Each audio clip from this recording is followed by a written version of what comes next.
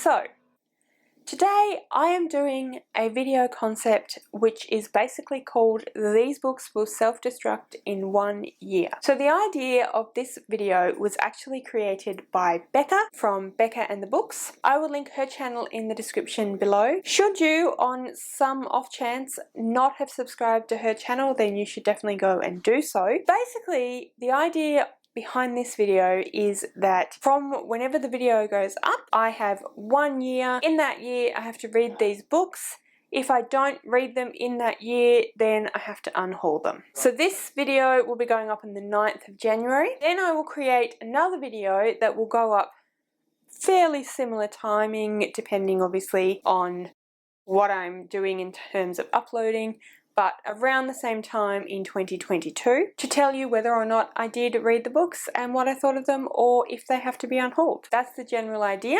Thank you, Becca, for such an interesting, fun idea. I definitely have books that I buy for one reason or another that I think look interesting at the time, that then later I don't necessarily want to read anymore, or I put on the back burner because I get other books that I'm more excited about, or something, you know how it goes. So I just thought that Becca's idea seemed like a really fantastic idea. Great way to try and get me to read books that I've had on my shelf for a while, or that maybe I don't think are as interesting as I did initially. And yeah, I just thought it would be a really great idea.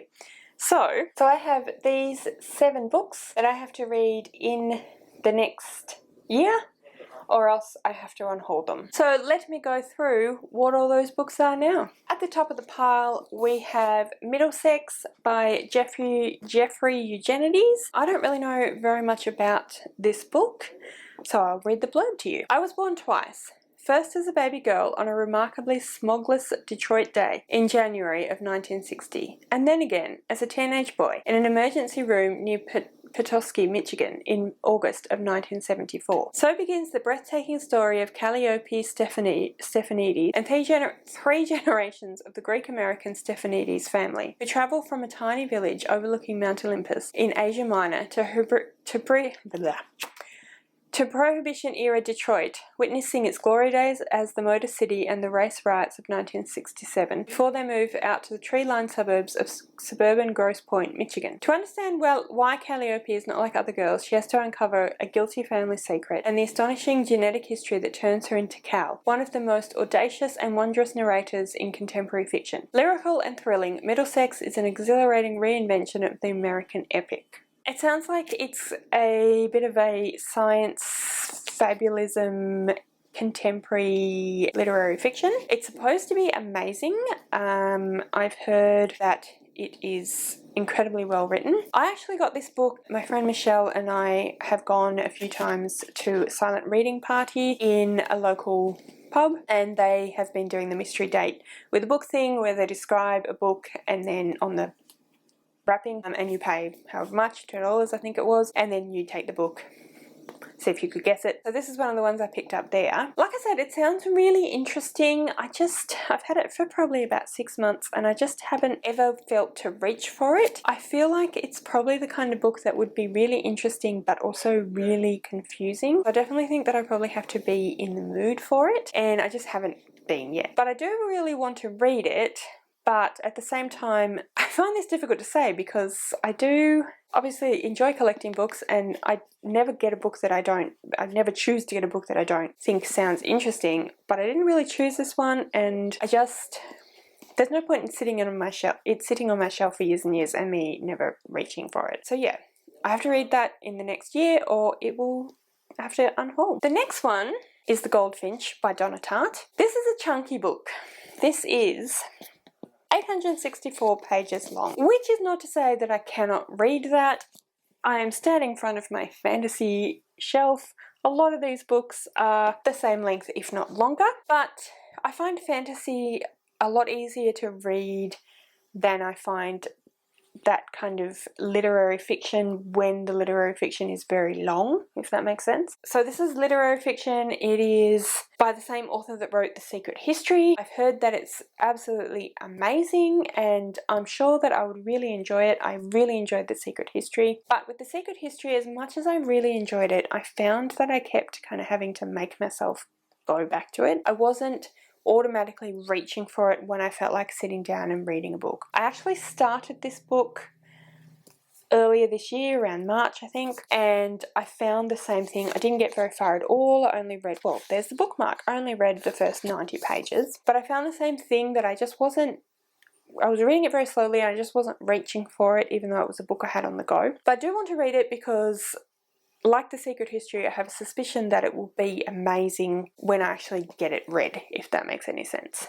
I still don't really know a huge amount about the actual storyline, so I'll just read the blurb to you as well. Age 13, Theo Decker, son of a devoted mother and an absent father, miraculously survives a catastrophe that otherwise tears his life apart. Alone and rudderless in New York, he is taken in by the family of a wealthy friend. Theo is tormented by longing for his mother, and down the years he clings to the thing that most reminds him of her. A small, captivating painting that ultimately draws him into the criminal underworld. So this is on the list, so I have got a year to read this one, or it will self-destruct also. My battery is flashing at me, so I will be back in a sec. New battery, let's get filming again. Okay, next one is Days in the Caucasus by, just says Banine. So this is a memoir.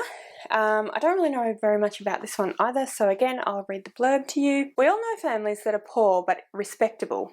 Mine, in contrast, was extremely rich but not respectable at all. This is the unforgettable memoir of a childhood spent in Azerbaijan in the turbulent early 20th century, caught between East and West, tradition and modernity. Banine remembers her luxurious home, her beloved flaxen-haired German governess, and her imperious, swearing, strict Muslim grandmother. She recalls how the Bolsheviks came and how amid revolution and bloodshed she fell passionately in love, only to be forced into marriage with a man she loathed, until the chance of escape arrived. By turns gossipy and romantic, wry and moving, Days in the Caucasus is a coming-of-age story and a portrait of a vanished world. So it's actually been translated by Anne Thompson Amadova. So again, it sounds quite interesting, and I do quite enjoy a good memoir from time to time, but again, I didn't... This is going to sound really weird. I didn't choose this one, so I don't know how many people would recall, but a while ago I posted a haul video in which I talked about how I went to the bookstore to get a bunch of diverse books by Indigenous and Black authors, and I asked for a bunch of them and a bunch of them weren't there, but the woman that worked in the bookstore walked me around and kind of just picked up books and gave them to me. This is one of those books. She did grab books that I did agree that sounded really, really interesting, but yeah, left to my own devices, I probably wouldn't have grabbed this one, and even though it sounded interesting, or I wouldn't have bought it, I wouldn't necessarily have thought to, like I said, grab it or buy it. So again, another book that will self-destruct in 1 year. Okay, next one is Diana Suami, Selkirks Island. Said that the wrong way around. The book is Selkirks Island. The author is Diana Suami. Again, here's the blurb. In 1704, Alexander Selkirk, a Scottish mariner, was marooned on the uninhabited island of Juan Fernandez after a row with his ship's captain. The crew were on a treasure-seeking adventure in the South Seas.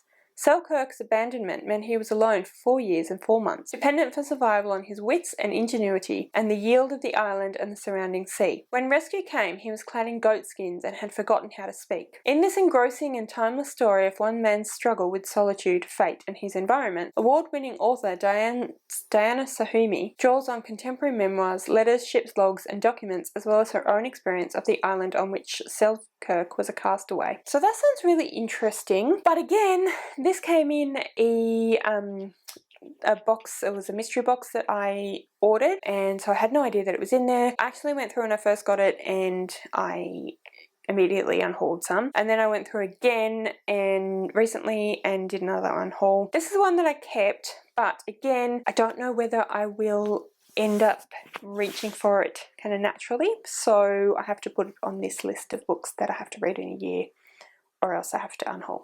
Another book from that same box is In Times of Fading Light by Eugene Rouge. Again, let's read the blurb. A sweeping story of one family over 50 years in East Germany, the intertwining of love, life and politics under the GDR regime. And then it's all just quotes from magazines and stuff. From what I understand, it is a book about a family from Germany and just about their lives and, you know, what's happened to them and who they are and what they believe in, all that sort of thing. It sounds like it's probably literary fiction. It is, I think it was translated into English from German. Again, another book that I don't feel like I would naturally reach for, but I definitely am intrigued by, so I'm giving it an expiration date in order to try and make me actually read it. Okay, then we have another book which I actually really want to read, but it's another book that I just keep not reaching for. So I'm putting it on this list as a way to try and get myself to read it. It is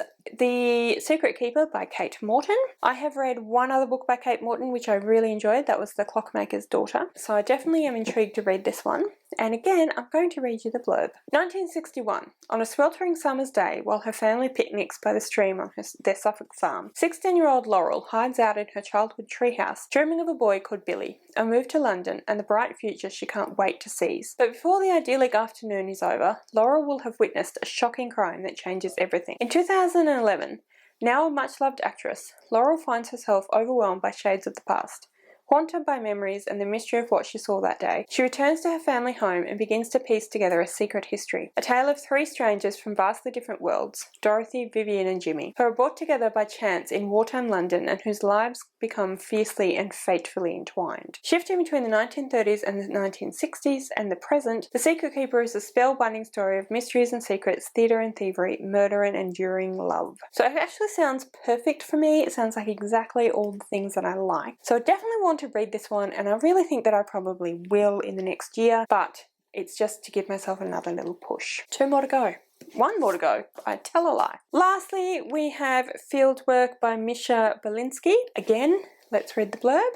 When his girlfriend takes a job in Thailand, Misha Belinsky goes along for the ride, planning to enjoy himself and work as little as possible, but one evening a fellow expatriate chips him off to a story. A charismatic American anthropologist, Martia van der Leen, has been found dead, a suicide, in the Thai prison where she was serving a life sentence for murder. Curious at first, Misha is soon immersed in the details of her story. This brilliant haunting novel expands into a mystery set among the Thai hill tribes, whose way of life becomes a battleground for the missionaries and the scientists living among them. So again, a book that sounds really interesting. This is another book that my friend Michelle gave me when we were out one day doing some secondhand bookstore shopping. She kind of just handed it to me and said, read it. Michelle, I very much trust with her recommendations, so I did, and also it was very cheap from a secondhand bookstore. But again, I just haven't reached for it, so I'm putting it on this list as well. So, those are all the books that will self-destruct in 1 year if I have not read them. Of course, I may end up reading them and not liking them, or thinking they're fine but not wanting to keep them, in which case I will unhaul them anyway, or I may end up